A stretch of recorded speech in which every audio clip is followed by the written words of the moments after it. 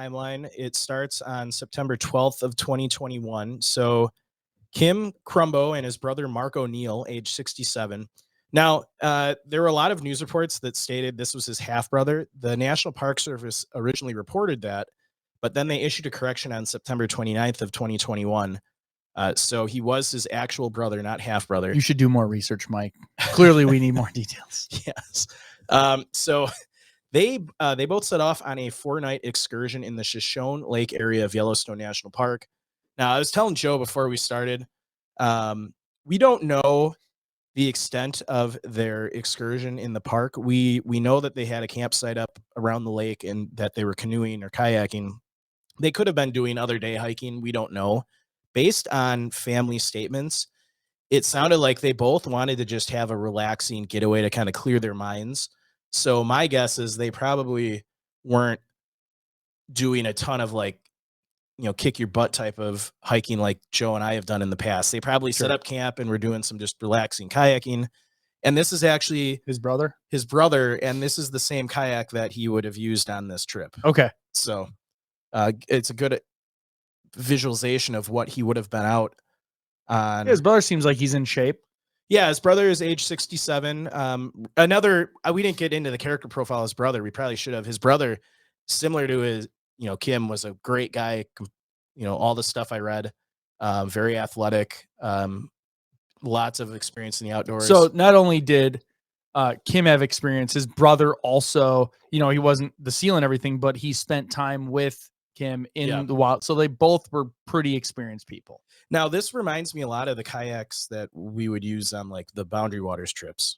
Like if before we got the lighter weight ones, the Kevlar ones, because this looks like it's aluminum. Yeah, old school. Yeah, I mean it's seen some days. Yeah, but those are way more tough. Yeah, those Kevlar ones, like they're super light for portaging, but if you hit rocks enough, you'll pop holes in them. Stuff. This is super legit canoe. Yeah.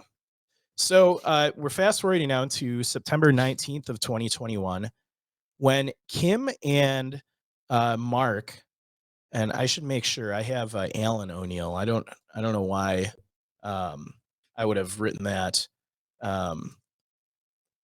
Joe is just going through some pictures. I believe that's a picture. This is Kim from 2008. Yeah. Just holding a big stick. He was in Glen Canyon, which I've actually hiked in. He was doing some kind of conservation work there. Really cool guy. They'd be a kind of guy that I'd love to just sit down and talk to for like hours to hear his stories. The ones he'd be allowed to tell us. So in this picture, he's the guy in the black shirt. He was actually a river guide. This is Grand Canyon. And he would take groups down. That's awesome. Yeah. I mean, I still want to do that. He lives a life that I wish I could have, like just being out in the parks and it's something that, okay, the guy's name is Mark O'Neill, not Alan O'Neill. So I don't know why I put Alan. Sorry about that. You just had Alan on the mind? Alan on the mind. Just a good catch, though. A little tangent there. So, like I said, it's September 19th, 2021. Kim and Mark failed to check in with family, and they reported missing. So park rangers initially found their deserted truck and sent a crew out to examine the brothers' last campsite. Within hours of the missing persons report, searchers found a vacant campsite on the south side of the lake. This spot can only be reached by foot. Search and rescue personnel also located a canoe, paddle, PFD, which is a personal flotation device, and other personal belongings on the east shore of the lake. Now, this is the first part of the sad news. So it is now the morning of September 20th, 2021. Search and rescue crews located the body of Mark O'Neill along the east shore of the lake. And I think Joe can pull up a picture here of the east shore of the lake just to give people, I actually have a picture in the folder. I should go to the east side. I went to the west side. Yeah. So that would be the east side. And, oh wait, no. It's upside down. Oh, I did that. I went to the right side on accident. That makes more sense. Yeah. And then, you could pull up the picture I have in the folder of east shore of Shoshone Lake. Yeah, so this is kind of what it would look like. Okay. And from what I gathered, storms can whip up and it gets really rough on this end of the lake when storms are rolling through because Yeah, all like the it's like right. You can see it's right here. It's the only open spot on that side, so it's literally right here. yeah, I mean it would be That's either what that there, picture. Yeah. maybe. Now look at there's no shore there. That's true. So if that's the picture they took, right down Maybe here. down there, but No, I think it's right here, based on how thin and wooded it is. yeah. Oh, that's the toad. Oops, wrong one. So, Lick the toad. yeah, so sadly they did find the body of Kim's brother Mark O'Neill on the east shore of the lake that morning. So now we fast forward to September 20th, 2021, which is Tuesday. Search efforts continued with 10 crew members on foot. And Grand Teton National Park deployed additional personnel and an interagency helicopter to assist with the search. Fast forwarding now another day, so it's the 22nd. Park search and rescue personnel continued to look for Kim. At this point, they were on foot, they were in helicopters, and they had a boat on Shoshone Lake. And Joe, there's a couple pictures of the actual search helicopter that I was able to find. That those are the only pictures of the search they had. These 3-star ones. Yeah. Okay. Yeah. So this is one picture of one of these days. Look at that, like fog and cloud cover over the lake. That's a wild photo. So, and then there's another picture of the helicopter that was searching, and then a third one. And you can kind of zoom in and just see like what it looks like. And those are really the only pictures of the search that the Park Service released.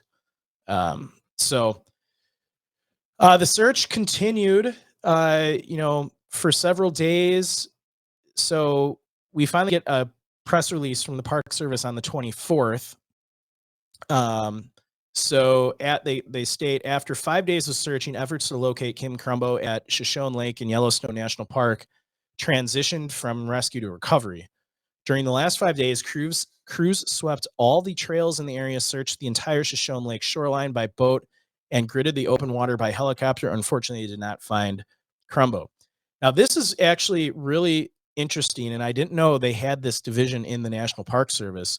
Crews from the Submerged Resources Center began using sonar equipment to detect clues in the water. Park crews continued to look for Crumbo on foot, by boat, and by air. So I have a little bit more about the Submerged Resources Center because I had never heard of it and didn't know that existed in the Park Service. So the Submerged Resource Center is a unit within the U.S. Park Service. The unit is based out of Lakewood, Colorado. It's a nationally and internationally recognized leader in operational and scientific diving, as well as the location, documentation, interpretation, and preservation of underwater resources, primarily cultural resources. Projects the SRC have been involved in include work on the USS Arizona, the shipwrecks of Isle Royale National Park, and mapping the shipwrecks of Dry Tortugas National Park. So I was reading about this device that Joe has up on. This is cool. So what they do is they take a sonar map of the ground, and then divers use this device to basically navigate underwater, and they're using the sonar map as like their navigation. I love that they put the national park sticker on there. That's awesome. That's so cool. So what we're looking at for the listeners is, it looks like, I would argue, an underwater rig that almost looks like a metal detector.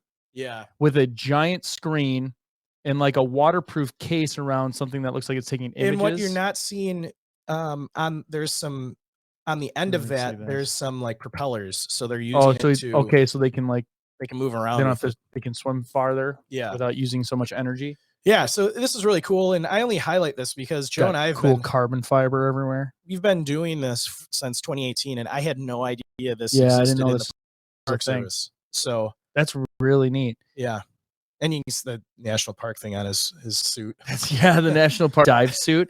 I want that. Would that be? I would totally wear that.